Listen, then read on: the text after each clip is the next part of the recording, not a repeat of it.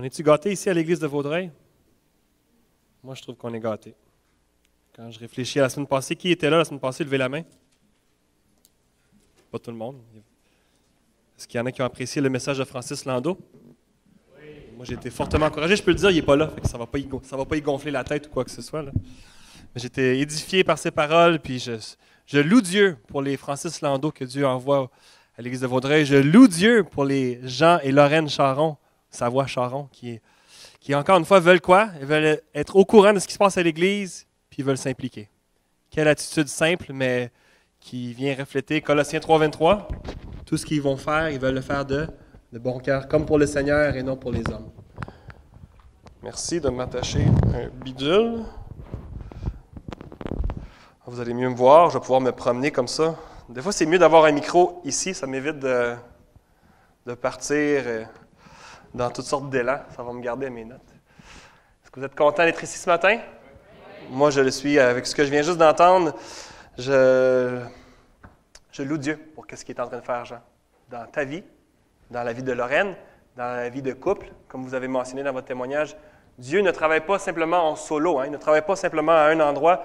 Des fois, il va travailler dans une communauté, puis dans la communauté se retrouvent des familles. Donc, je loue Dieu pour ces réveils qu'il va occasionner, pas juste chez Jean et Lorraine, mais je prie pour la plupart d'entre vous. Je vous le dis, l'équipe pastorale, moi et Jean-François, semaine après semaine, jour après jour, moi, je vous ai des photos de vous devant mes yeux dans le bottin de l'Église, puis je prie pour vous, que Dieu puisse susciter des réveils comme celui de Jean et Lorraine. Citation de la semaine que j'ai entendue, « Si ton Dieu ne te contredit jamais, tu peux être juste en train d'adorer une version idéalisée de toi-même. » Je répète, « Si ton Dieu ne te contredit jamais, tu es peut-être en train de juste adorer une version idéalisée de soi-même. » C'est le prédicateur Tim Keller qui a dit ça, et j'ai trouvé ça tellement pertinent. Vous me voyez venir chaque dimanche. Nous revenons constamment à la parole de Dieu pour être confrontés à ce que Dieu dit et non croire les déceptions que nos cœurs peuvent produire pernicieusement dans nos propres cœurs. Jean l'a dit à plusieurs fois dans son témoignage aussi, le blâme n'est pas ailleurs, mais souvent chez nous-mêmes, de croire des mensonges, de croire des choses, et c'est là que nous revenons coup sur coup, pas juste dimanche après dimanche, jour après jour, à ce que la parole de Dieu nous dit. Je vous invite à tourner en Philippiens 3 avec moi. J'espère que vous n'avez pas oublié qu'on est dans l'épître de Paul aux Philippiens. Donc, on a le témoignage de Jean et de Lorraine, mais là, ce matin, c'est aussi le témoignage de Paul. On a choisi de mettre Jean et Lorraine avant parce que je ne voulais pas que vous compariez un témoignage avec l'autre. Pas que je vais mettre Jean sur le pied d'égalité de l'apôtre Paul, mais ça tombait comme ça. Philippiens, chapitre 3. Je vais même relire les versets 1 à 3, malgré que nous allons nous attarder sur les versets 4 à 8, surtout ce matin. Philippiens 3, les versets 1 à 8. Maintenant donc, mes frères et sœurs, réjouissez-vous dans le Seigneur. Je n'hésite pas à vous écrire les mêmes choses, et cela contribue à votre sécurité. Faites attention aux chiens, faites attention aux mauvais ouvriers, faites attention aux faux circoncis. En effet, les vrais circoncis, c'est nous, qui rendons notre culte à Dieu par l'Esprit Saint, qui plaçons notre fierté en Jésus-Christ et qui ne mettons pas notre confiance dans notre condition. Verset 4. Pourtant, moi-même, l'apôtre Paul, je pourrais mettre ma confiance dans ma condition. Si quelqu'un croit pouvoir se confier dans sa condition, je le peux plus encore. J'ai été circoncis le 8e jour. Je suis issu du peuple d'Israël, de la tribu de Benjamin, hébreu né d'hébreu. En ce qui concerne la loi, j'étais pharisien. Du point de vue du zèle, j'étais persécuteur de l'Église. Par rapport à la justice de la loi, j'étais irréprochable. Mais ces qualités qui étaient pour moi des gains, je les ai regardées comme une perte à cause de Christ. Et je considère même tout comme une perte à cause du bien suprême qu'est la connaissance de Jésus-Christ, mon Seigneur. À cause de lui, je me suis laissé dépouiller de tout ce que je considère, tout cela comme des ordures, afin de gagner Christ. » C'est ce que nous allons regarder ce matin comme passage, les versets surtout 4 à 8. Comme j'espère que vous vous souvenez, il y a 2 semaines, on arrive à la mi-chemin de l'épître de Paul aux Philippiens, et Paul prend une tournure soudaine dans son épître. Il tombe en mode avertissement. Il veut avertir ses bien-aimés, les membres, les frères et sœurs de l'Église de Philippe, qui se retrouvent pas trop loin. Il dit, fais attention. Vous vous souvenez, il y a 2 semaines, je vous ai dit les 3 cas, là, les 3 mots dans le grec qui sont en cas, aux chiens, aux mauvais ouvriers, aux mutilateurs. Et là, tout d'un coup, dans les versets 4 qu'on va regarder ce matin, Paul ne tourne plus au fait attention au pluriel, mais il tourne à la première personne du singulier. Paul veut aussi témoigner ce matin. Tout comme Jean et Lorraine viennent de nous témoigner des éléments déterminants que Dieu ait pu leur faire vivre ces dernières années. Et on pourrait énumérer plusieurs bénédictions d'entendre leur témoignage, de voir, pas juste voir les photos, mais d'entendre qu'est-ce que Dieu est en train de faire dans leur vie. Paul, il va faire de même. C'est un des témoignages les plus intéressants que nous trouvons, les versets 4 à 8. Je relis verset 4. « Pourtant, moi-même, je pourrais mettre ma confiance dans ma condition. » On pourrait enlever le condition puis mettre témoignage. Je pourrais mettre ma confiance dans mon témoignage. Si quelqu'un croit pouvoir se confier dans son témoignage, je le pourrais encore. Vous voyez, Paul excède toutes les attentes des judaïsants, comme on a parlé d'il y a 2 semaines.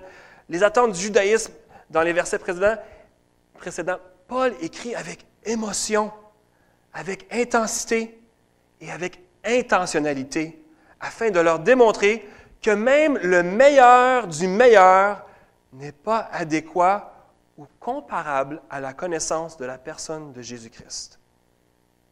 Il excède toutes les attentes qui étaient mises de l'avant par les judaïsants, ces fameux KKK, ceux qui disaient que tu devais être plus pur, tu devais te faire circoncire, qui étaient des mauvais ouvriers. Paul va nous donner, et je prends les prochains 15-20 minutes pour vous exposer, Paul va nous donner 7 raisons pourquoi lui, l'apôtre Paul, pourrait ou pouvait se péter les bretelles. Les 4 premières raisons sont héritées. En quelque sorte, il n'a rien fait pour, mais il les a reçues. Les 4 premières et les 3 dernières sont en quelque sorte mises par ses propres efforts, par ses choix personnels. Nous allons voir, dans le fond, 7 raisons pourquoi il pourrait, et on ne va pas arrêter sur cette raison pourquoi il pourrait, mais on va voir le dénouement dans les versets 7 à 8. Voici quelques-uns de ses privilèges hérités. Au verset 5, on voit « J'ai été circoncis le 8e jour, je suis issu du peuple d'Israël. » Je suis issu du peuple d'Israël, de la tribu de Benjamin, hébreu, né d'hébreu. En ce qui concerne la loi, j'étais pharisien. D'une première part, Paul était circoncis. Il était solidaire et conforme à l'alliance abrahamique. Ses parents ont fait la bonne affaire. Là, je vous donne des raisons pourquoi Paul pouvait se péter les bretelles, mais on va voir pourquoi est-ce qu'il ne se les pète pas, ces bretelles. C'était un gars de l'intérieur, de l'interne, un vrai, un authentique. C'était pas un juif retardataire qui est arrivé à la dernière minute dans la foi juive, qui s'était ajouté après la croyance plus tard dans sa vie. Dès ses premiers moments sur terre, Paul était prédisposé à être conforme aux attentes de ces fameux judaïsants qui s'attardaient et qui voulaient tellement voir les chrétiens devenir plus comme les Juifs. Non seulement est-ce qu'il était circoncis le 8e jour, tel que la tradition le demandait, il était d'autant plus un Israélite, un vrai des vrais, un gars encore qui n'était pas un prosélyte qui venait d'une autre nation, c'était en quelque sorte une pure race, un gars pas adopté dans la famille d'Israël, mais qui avait sa place dans la famille d'Israël. Les païens de l'époque l'auraient nommé un juif, mais toutefois, tous ceux qui étaient de la nation d'Israël auraient été beaucoup plus précis dans leur identification et auraient spécialisé qu'il est un Israélite. Israélite fait évidemment référence à la lignée d'Abraham, d'Isaac et de Jacob, qui Jacob un jour est devenu Israël. Donc, Paul est en train d'énumérer, il sort un peu son CV, il sort un petit peu les preuves que lui pourrait bien se péter les bretelles. Non seulement est-ce qu'il était circoncis, un Israélite, mais de la tribu de Benjamin. Benjamin était le préféré de Jacob, le préféré d'Israël. Ce petit dernier de ses 12 enfants, qui sont devenus les 12 tribus d'Israël, de sa femme préférée, Rachel, le seul enfant né dans la terre promise, c'est Benjamin. Benjamin était un fidèle des fidèles. Paul avait tout ce qu'il fallait pour épater les galeries. En tout temps, depuis la naissance de la nation, les Benjamites étaient au centre de la religion de la nation juive d'Israël. La ville sainte de Jérusalem se trouve où? Dans le territoire de Benjamin. De plus, le premier roi que vous connaissez dans l'Ancien Testament, le premier roi d'Israël, c'est Saül. Saül qui était d'une tribu de Benjamin. Encore, tous les crédits étaient en sa faveur. Et même, Paul, avant sa conversion, s'appelait Saül, s'appelait Saul de Tarse, vous le savez. Donc, tout le prédisposait pour être un élite. Bref, de la tribu de Benjamin, c'était une des plus nobles et des plus fidèles tribus à laquelle nous pouvions appartenir. Circoncis, Israélite, de la tribu de Benjamin, Hébreu d'Hébreu. Paul parlait l'araméen. Qui ici parle l'araméen? Je veux juste dire, vous ne pouvez pas vous péter les bretelles comme Paul. Paul, lui, pouvait vraiment se péter les bretelles parce qu'il parlait la langue, il lisait en hébreu, il pouvait prier en hébreu. Bref, c'est un gars du système des écoles privées, pour vous rendre ça un petit peu plus contemporain. Il est allé, ses parents l'ont envoyé à Jérusalem pour faire son école. Il y a quelques éducateurs dans la pièce, là, où sont peut-être partis. L'Odalina est là, Jean Charon est là, qui d'autre qui est enseignant? Bref, il a passé par le meilleur type d'école, le meilleur système possible. L'un des meilleurs professeurs, nous dit la Bible même, et les écrits historiques, qui ne sont pas juste dans la Bible, mais confirmés par d'autres écrits historiques. Gamaliel était son professeur. Donc, vous, mes chers éducateurs présents ici, il n'avait pas coupé les coins ronds. Les parents n'ont pas dit « on va faire l'école à la maison, puis on verra peut-être ». Non, ils ont dit « on va t'envoyer vers le meilleur des meilleurs ». Avant de faire quoi que ce soit dans sa vie, Paul avait toutes les cartes en sa faveur pour être le meilleur. Son parcours est quand même phénoménal, n'est-ce pas? Oui, non? Fait que c'est vraiment circoncis le 8e jour, israélite, de la tribu de Benjamin, hébreu d'hébreu. Évidemment, ces 4 critères-là, ce n'est pas des choses que lui-même avait choisies. C'est dans la faveur, dans la souveraineté de Dieu, dans la providence. Tout ça lui a été donné comme cadeau, évidemment. Mais son parcours est phénoménal et ne s'arrête pas simplement là. Si on continue dans le verset qui suit, il était nettement supérieur. On peut lire dans le verset 5, il était un pharisien selon la loi. Et nous voyons certes, avec notre lecture du Nouveau Testament, comme une peste, ces pharisiens, comme des sépulcres blancs, la façon dont Jésus les décrit et les dénonce à plusieurs reprises. Mais afin de bien comprendre ce que Paul entend quand il fait mention qu'il est un pharisien, il est intéressant de comprendre d'où proviennent ceux-ci, les pharisiens. Je vous donne encore un mini-cours d'histoire. Les pharisiens sont un regroupement d'hommes laïcs qui, suite à leur retour d'exil, ils ont voulu protéger les Écritures de la Torah et des prophètes. Ils ont voulu préserver, recopier, bien interpréter, appliquer, lire et défendre la parole de toute personne qui était hostile à la Torah. Nous voyons la naissance de ce groupe prendre place suite à la révolte des Maccabées, environ 150 ans avant Jésus-Christ, avant 167, où l'Empire espérait helléniser. L'Empire romain voulait rendre les chrétiens ou les Juifs tous à la saveur d'adorer les dieux grecs. Donc, les pharisiens, ce sont ceux qui ont dit « Nous ne voulons pas adorer d'autres dieux que le Dieu de la Bible, le Dieu de la Torah ». Et ces pharisiens étaient un des groupes le plus respectés de la nation d'Israël, selon les historiens comme celui de Joséphus, un historien très connu. Plus de 6 000 hommes accomplis dans le pays. C'était vraiment une élite, se démarquèrent par leur dévouement de vouloir préserver la loi mosaïque. Bref, le mot pharisien, quand on l'entend, on pense toujours à ceux que Jésus veut reprendre, mais le mot pharisien, dans son original, veut dire celui qui est séparé de. Ceux-ci, à tout prix, voulaient se garder purs par l'observation des traditions, il ne voulait pas manger quoi que ce soit qui n'était pas prescrit selon la loi, et il voulait s'assurer que leur relation était toujours bienséante selon les rituels. Les fameux rituels. Je vous pose la question ce matin, est-ce que les rituels sauvent? Est-ce que les rituels peuvent nous amener au salut? OK. Je veux juste m'assurer que je parle à la bonne gang, là. Il s'était taillé une place par conviction, Paul. Paul, ce n'est pas quelque chose qu'on lui a obligé. Il est devenu pharisien parmi les poids lourds, ceux qui observaient toutes les micro-lois. Paul, ce matin, sachez-le, dans son témoignage, il n'est pas ici pour témoigner, mais les Écritures nous le témoignent, c'était un gars déterminé. Non seulement ce qui était pharisien, mais vis-à-vis le zèle, persécuteur de l'Église.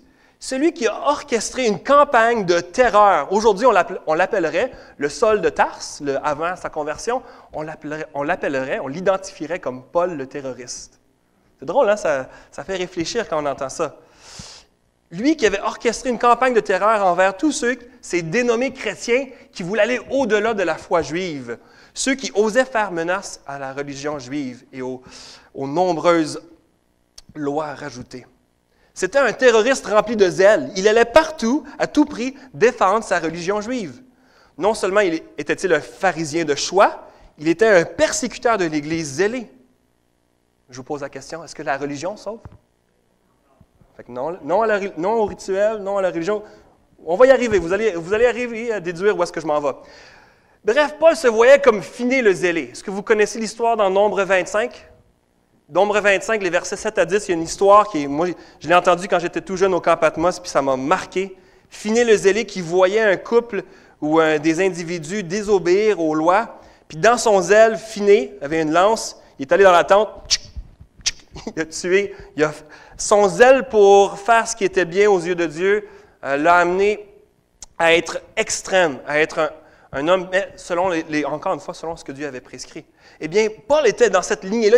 Il se prenait peut-être pour un Finé contemporain du premier siècle, puis il disait, moi, je veux m'assurer qu'il n'y a pas un chrétien qui loue Dieu d'une façon différente de ce que la Torah nous instruit.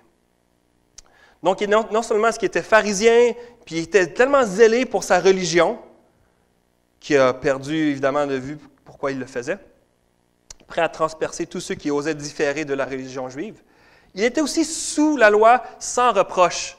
Excusez-moi. Vis-à-vis de la justice, il était irréprochable. Les Juifs croyaient de l'époque qu'il était possible pour quelqu'un de maintenir et d'observer les 613 commandements. 613. Moi, j'ai de la misère avec 10, là. Est-ce que vous êtes capable avec 613? Moi, Il était, selon lui, et selon même les témoins qui le connaissaient, sans blâme, selon l'interprétation qu'il arrivait à impressionner tous ceux autour. Il le déclare dans son témoignage ce matin, que sans l'ombre d'un doute, il n'était pas parfait, il n'était pas sans péché, ça aurait été aller contre les commandements, mais il était sans blâme. Quelle concentration, quelle détermination avait-il cet homme? Il se connaissait très bien. Ce n'était pas un homme fébrile. Sa religion pour lui n'était pas pour lui une béquille. Certains disent « Ah, la religion, c'est une béquille ». Paul, ici, quand on écoute son témoignage, il n'est pas en train de dire « Oh, je m'appuie sur quelque chose de plus fort ». Paul était un homme de conviction, un homme convaincant. C'était un poids lourd et il pouvait réellement, ce matin, et à son époque, pouvait se péter les bretelles. Aucune personne ne pouvait arriver à sa cheville en termes de performance religieuse, en tant qu'observation des rituels, en tant que prestige auprès de son arrière-plan, sa génétique, quoi que ce soit, même sa pureté de race.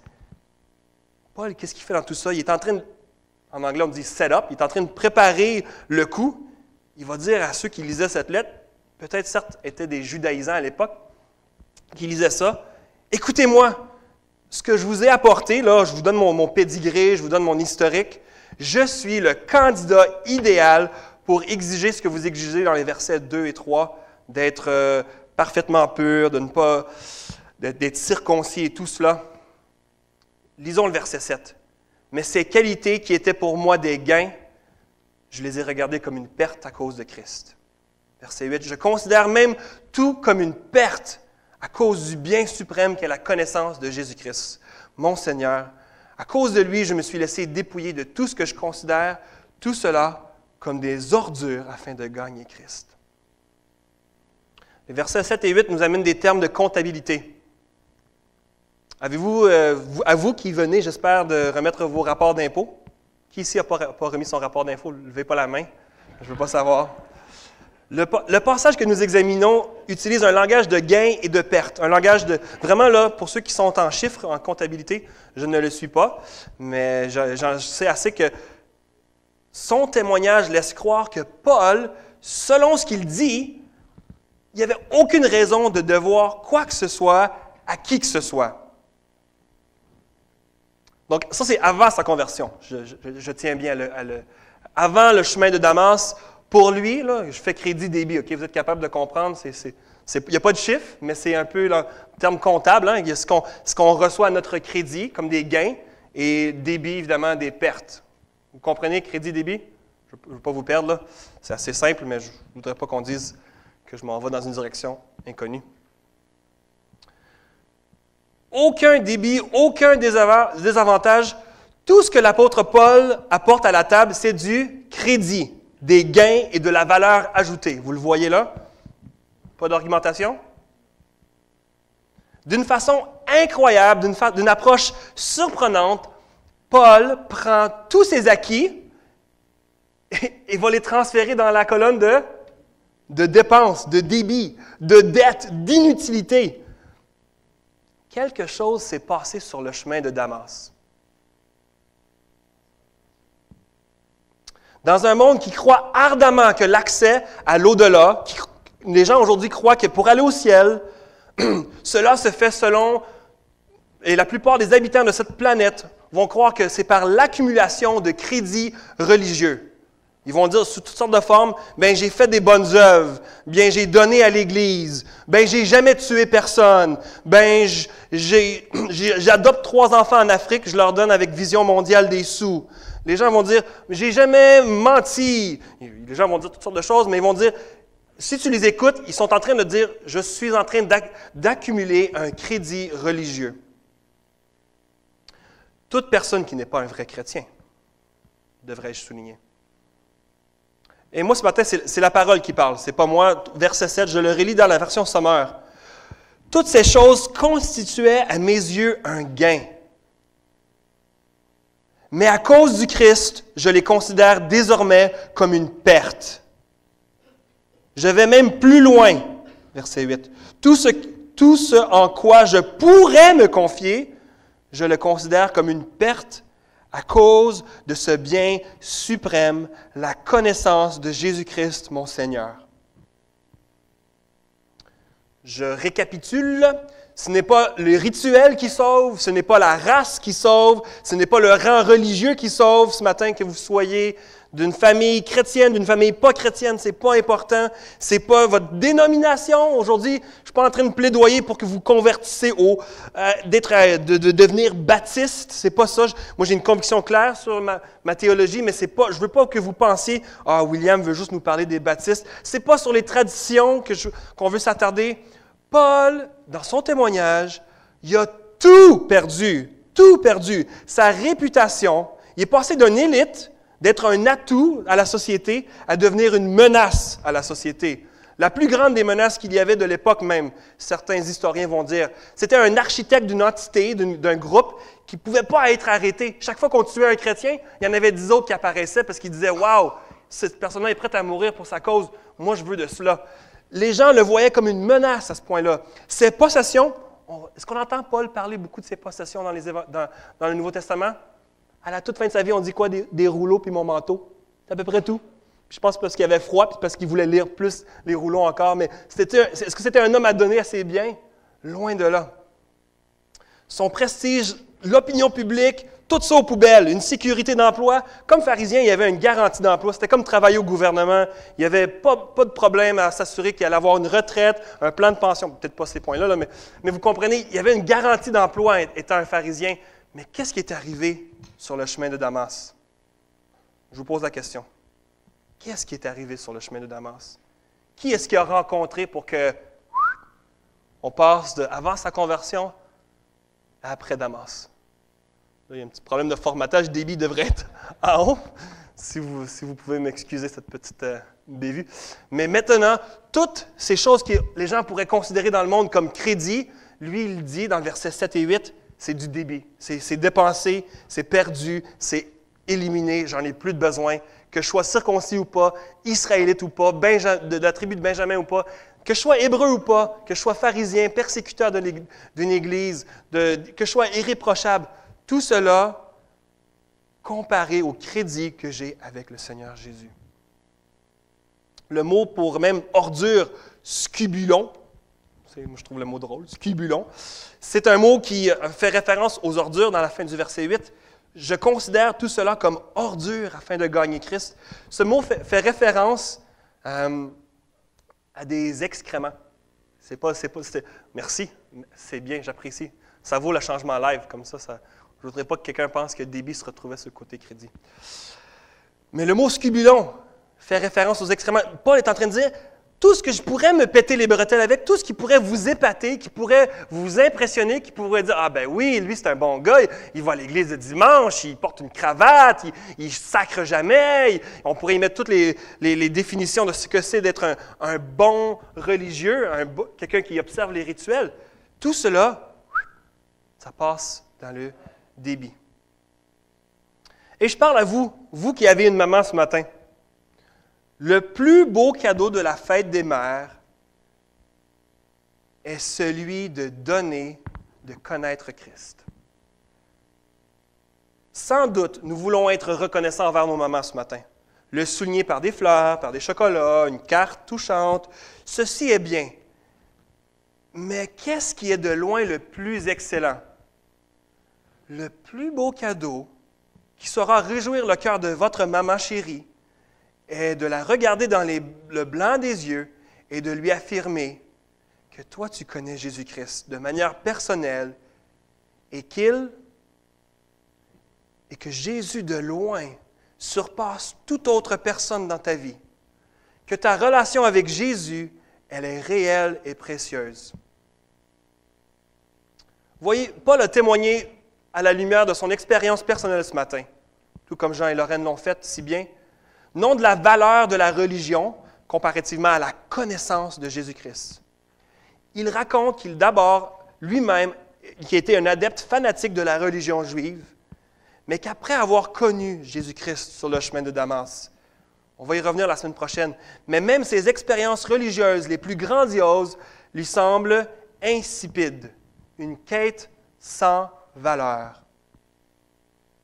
Il pousse encore plus loin son raisonnement à l'apôtre Paul, en insistant au verset 8 que le fait que tout effort ayant pour but de plaire à Dieu en dehors de Jésus-Christ, soit dans la religion juive ou même dans notre vie chrétienne aujourd'hui, frères et sœurs, si nous passons en dehors de Jésus-Christ, c'est une pure perte de temps et d'énergie.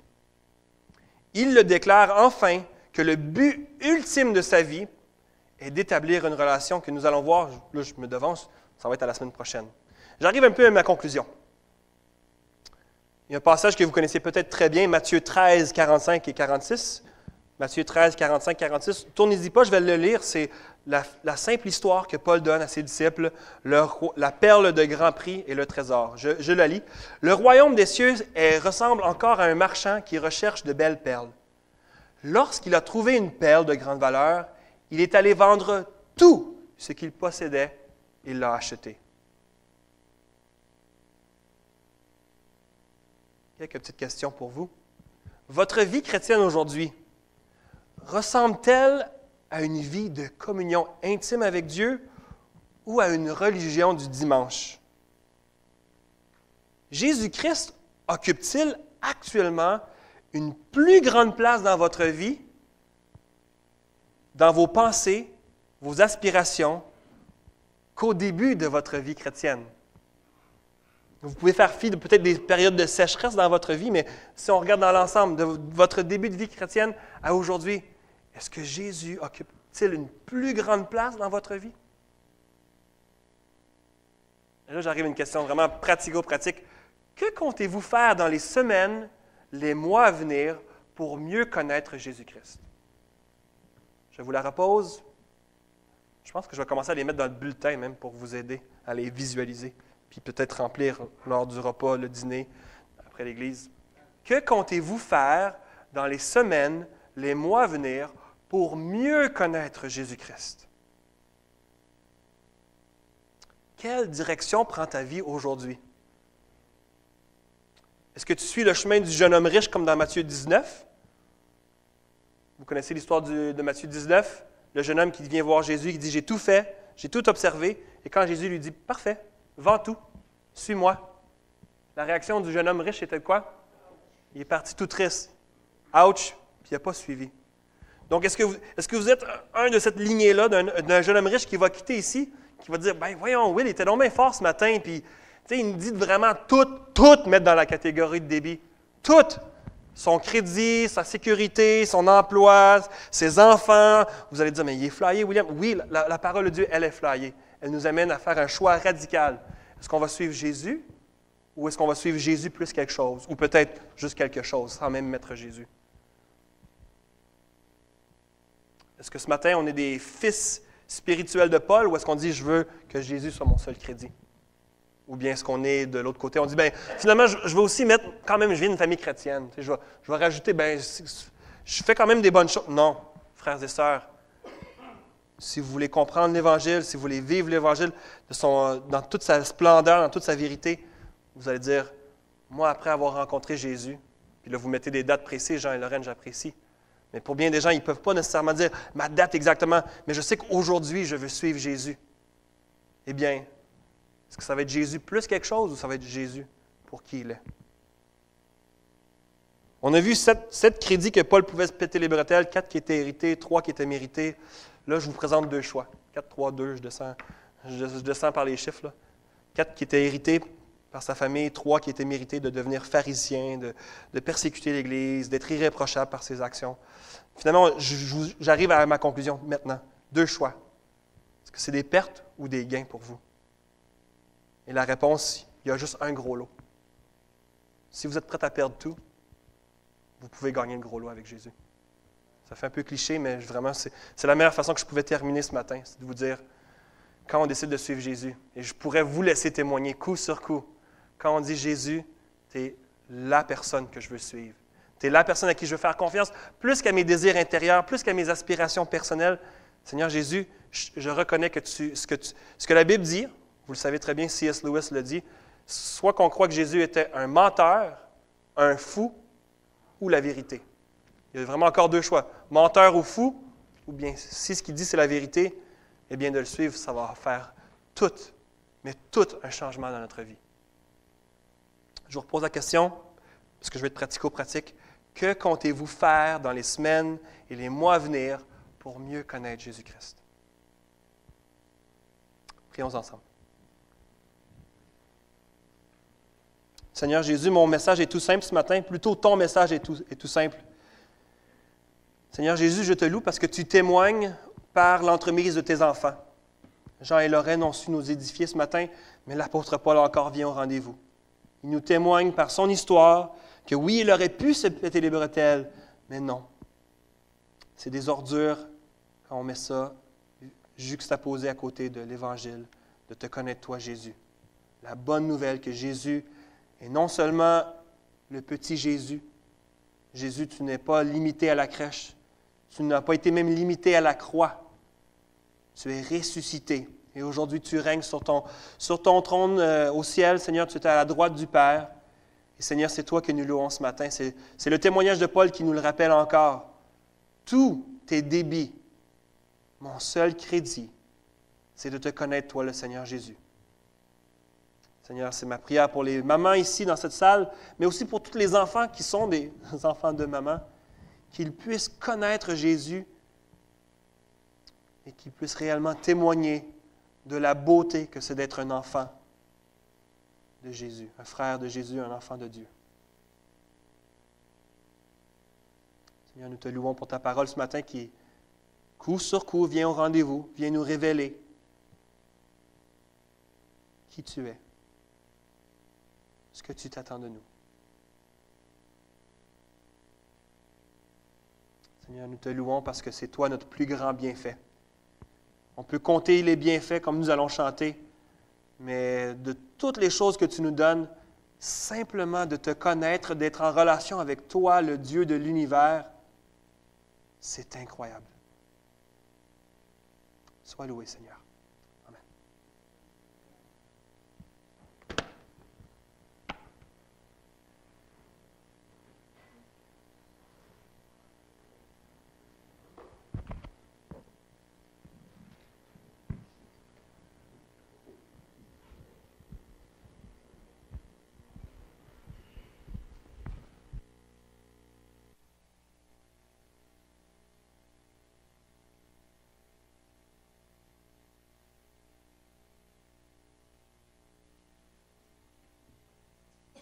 Eh bien, levons-nous, frères et sœurs. On va chanter un dernier chant. Pas celui-là. Quand le vol de la tempête vient assombrir ton ciel bleu, au lieu de baisser la tête, compte les bienfaits de Dieu. Ça fait du bien. Moi, quand je deviens négatif, là, je retourne dans Éphésiens 1. Vitamine D concentrée, vitamine Dieu. Très important. Et on compte les bénédictions, les bienfaits de Dieu.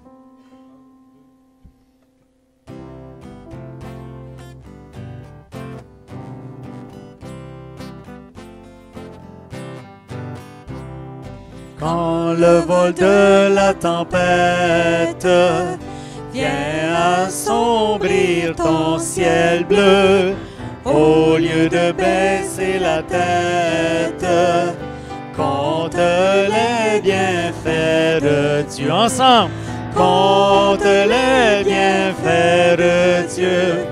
Mets-les tous devant tes yeux. Tu verras en adorant combien le nombre en est grand. Quand sur la route glissante, tu chancelles sous ta croix, pense à cette main puissante qui t'a béni tant de fois. Compte les bienfaits de Dieu, mets-les tous devant tes yeux. Tu verras en adorant combien le nombre en est grand.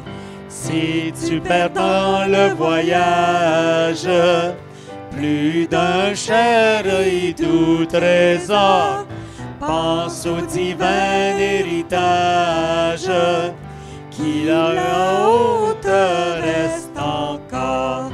Compte les bienfaits de Dieu, mets-les tous devant tes yeux. Tu verras en adorant combien le nombre en est grand. Bénis donc, bénis sans cesse ce Père qui chaque jour répand sur toi la richesse de son merveilleux amour. Compte les bienfaits de Dieu, mets-les tous devant tes yeux. Tu verras en adorant combien le nombre en est grand. Prenez un temps, jasez les uns les autres, frères et sœurs, et que Dieu vous bénisse dans cette journée. Oui. Oh, attendez, il y a un